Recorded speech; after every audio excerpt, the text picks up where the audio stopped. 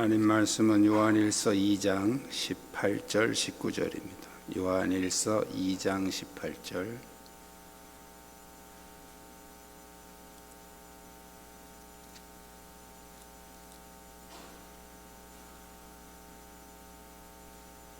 (18절) (19절) 두 절만 같이 합독하겠습니다. 아이들아, 지금은 마지막 때라. 적그리스도가 오리라는 말을 너희가 들은 것과 같이 지금도 많은 적그리스도가 일어났으니 그러므로 우리가 마지막 때인 줄 아노라. 그들이 우리에게서 나갔으나 우리에게 속하지 아니하였나니 만일 우리에게 속하였더라면 우리와 함께 거하였으려니와 그들이 나간 것은 다 우리에게 속하지 아니함을 나타내려 함이니라. 아멘. 할렐루야. 주위에 있는 분들과 서로 인사 나누시기 바랍니다.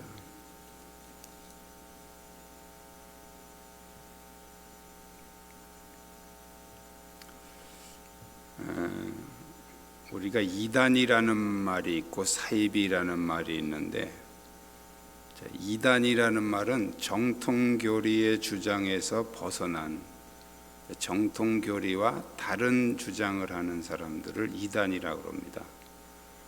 대표적으로는 안식일 교회나 여호와 증인, 또 구원파 이런 사람들은 이제 이단이에요.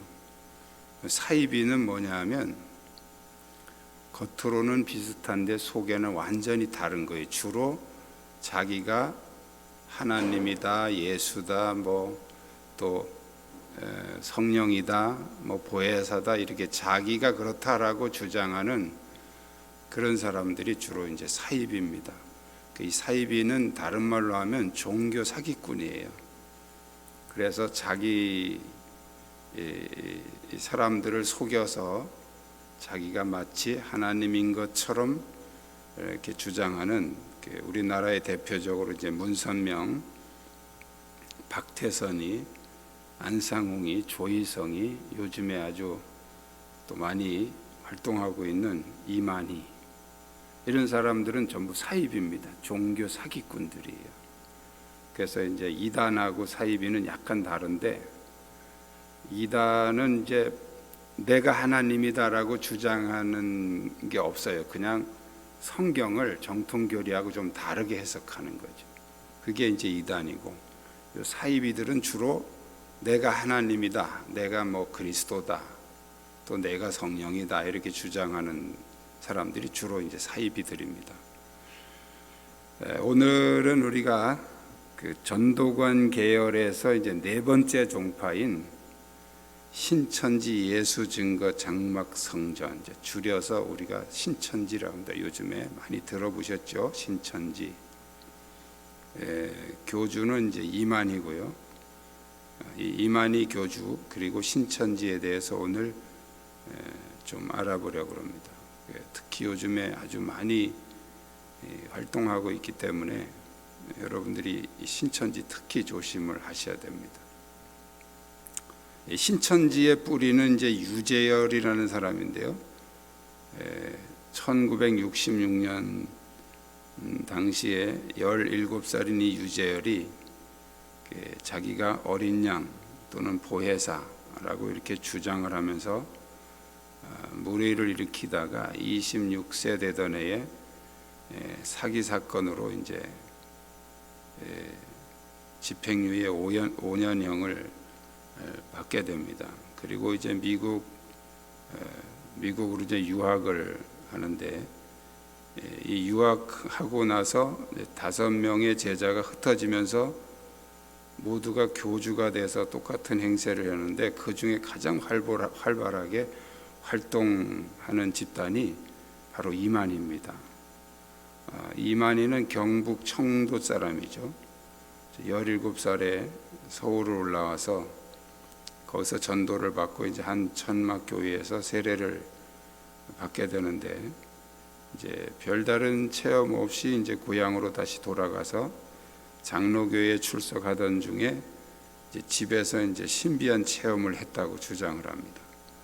다시 이제 서울로 올라가서 그 전도관 신앙촌에 입교를 하게 되고, 이제 이 유재열의 집회에 참석해서 그 설교를 듣고서 거기서 아주 큰 감탄을 하게 되고 감동을 받게 되죠. 그래서 이제 그 유재열의 수하로 이렇게 입교를 하게 됩니다. 그리고 충남 계룡산에 거주하는 차선녀라는 무당의 양자인 구룡정사에서 40일 기도를 하다가 거기서 이제 신내림을 받게 되고 신천지 교회를 창립하게 됩니다.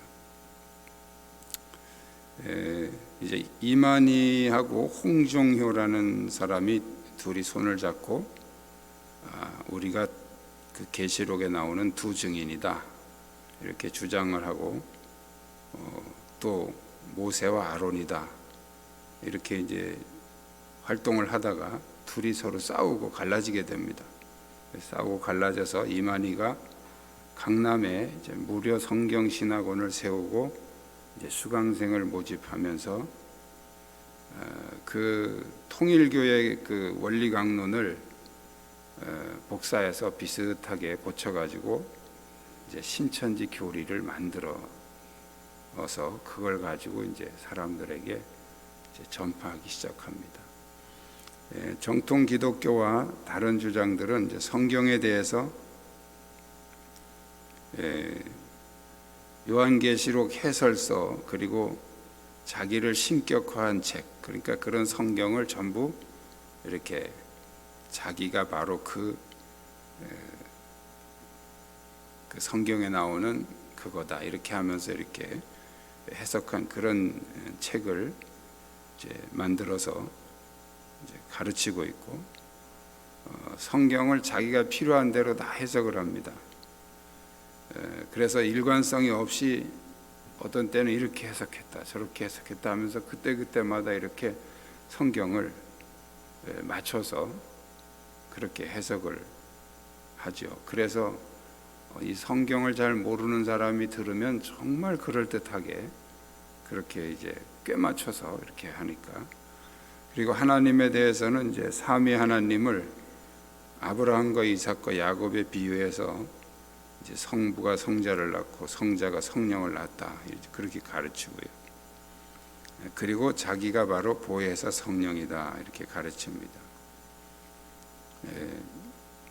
자기에 대해서는 처음에는 이제 사명자, 또 뭐 새 언약의 사자, 보혜사 성령, 뭐 재림주, 뭐 이런 좋은 말들 다 그러다가 그런 식으로 이제 점점 자기를 이제 신격화시켜서 가르치고 있습니다.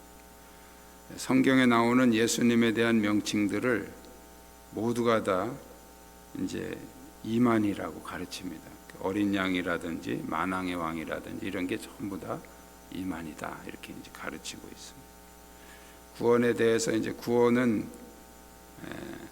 사도 요한적인 사명자다 이렇게 말하고 또 보혜사의 말씀을 듣고 지켜야 영생을 얻는다. 그리고 자기가 그 사명자고 자기가 보혜사다.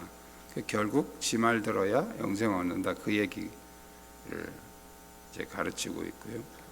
그리고 자기들 단체에만 구원이 있다 이렇게 가르치고 이제 전국을 이렇게 그 12지파로 나눠서 그 뭐 무슨 지파 이렇게 해가지고 뉴스에도 여러분들이 들으셨을 거예요. 그 코로나 때문에 이렇게 나올 때 그 뭐 어느 지파 대구의 어느 지파 뭐 이런 식으로 얘기가 나오죠. 그 신천지는 전국을 이제 이렇게 12지파로 나눠 가지고 뭐 어느 지파 이렇게 명칭을 사용하고 있습니다. 종말에 대해서는 땅에 임하는 심판이 하늘로부터 발동이 되는데 신천지의 성도들의 입을 통해서 쏟아질 것이다. 신천지에 들어오는 자는 구원을 받고 배반한 자는 멸망을 받는다 이렇게 가르치고요. 몸의 부활을 부인하고 부활은 곧 윤회라고 주장을 하고요.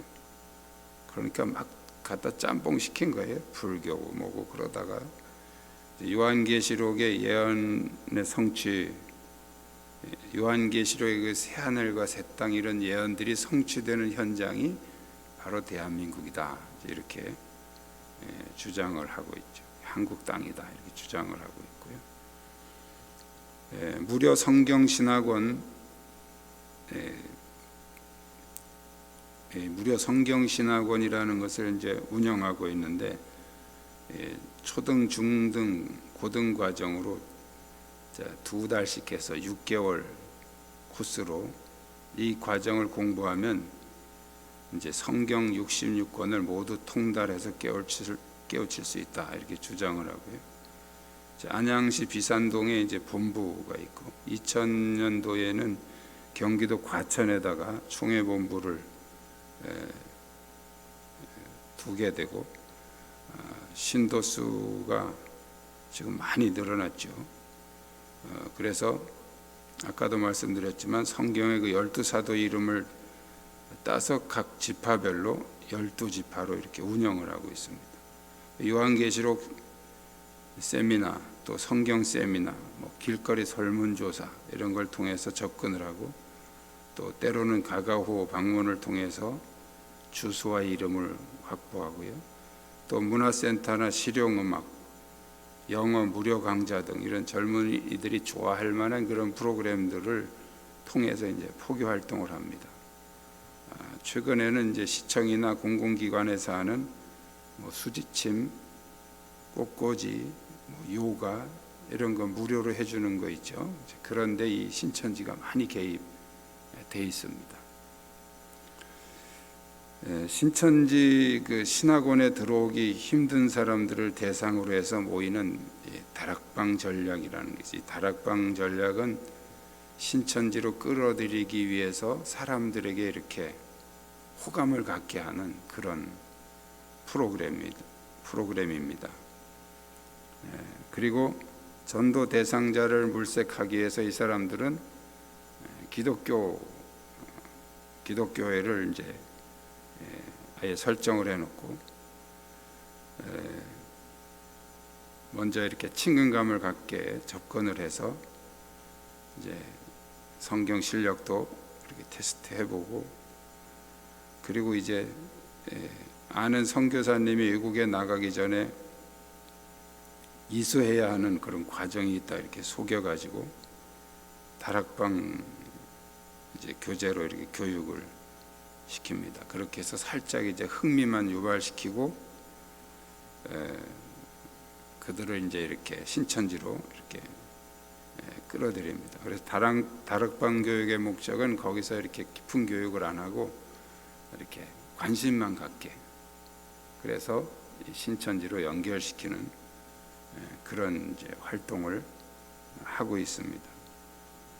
그리고 특히 신천지는 이제 기성교회를, 기독교 교회를 바치라, 이렇게 얘기를 합니다. 성경에 보면 예수님이 추수할 것은 많은데, 추수할 곡식이 많은데 일꾼이 적다, 그러면서 보라, 희어져 추수할 때가 되었다 하는 그런 말씀하신 것이 있죠. 그걸 이제 이 신천지에서 이렇게 끌어다가, 거기서 말하는 그 밭이 뭐냐, 기독교가 그 밭이다. 지금 기독교는 다 여물어서 추수만 하면 되는데 우리가 가서 추수해야 된다, 이렇게 이제 세뇌를 시키고 있죠. 그래서 추수꾼으로, 당신은 추수꾼의 사명이 있다. 그래서 다른 이단들은 거기에 빠지면 교회를 떠납니다. 교회를 떠나서 글로 가는데, 이 신천지는 거기에 빠지면 다시 그 교회를 투입시켜 가지고 이렇게 아주 정상적인 신앙생활 하는 것처럼 하면서 서서히 이제 그 작업을 하는 거죠. 추수 작업을 하는 거예요. 그러니까 추수꾼의 사명으로 이렇게 부추겨 가지고, 특히 이제 거짓말이라고 안 하고 하나님의 모략이다. 그러니까 한 영혼을 구원하기 위해서는 정직하게 말하면 안 돌아오니까 이렇게 거짓으로 포장을 해서 얘기를 해서 이렇게 돌아오게 해야 한다. 근데 그거는 거짓말이 아니고 모략이다. 모략, 전략이라는 거죠. 자, 그렇게 합리화를 하다 보니까 이 신천지 교리에 빠진 사람들은 거짓말하는 거에 대한 가책이, 양심의 가책이 없어요. 그래서 아주 천연덕스럽게 거짓말을 합니다.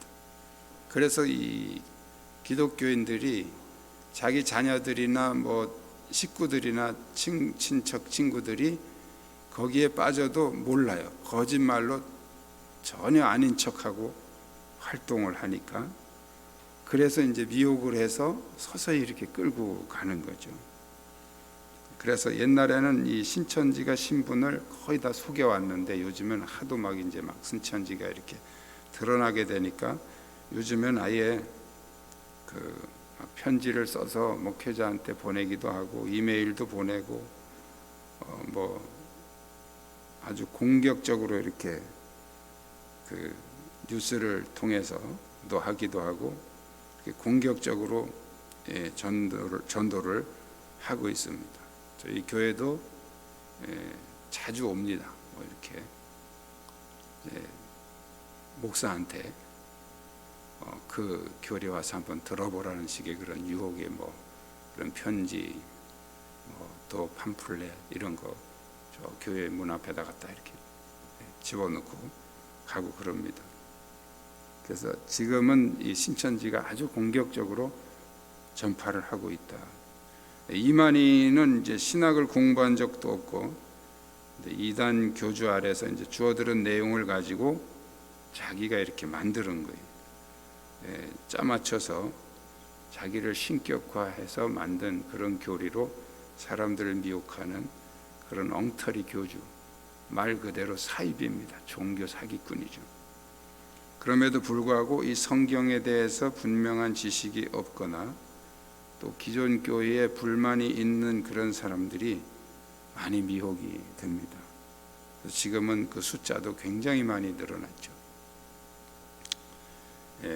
혼란한 세대일수록 우리가 더 정신을 차리고 믿음을 지키지 않으면 이런 이단 또는 사이비에 우리의 영혼을 팔아먹을 수 있어요.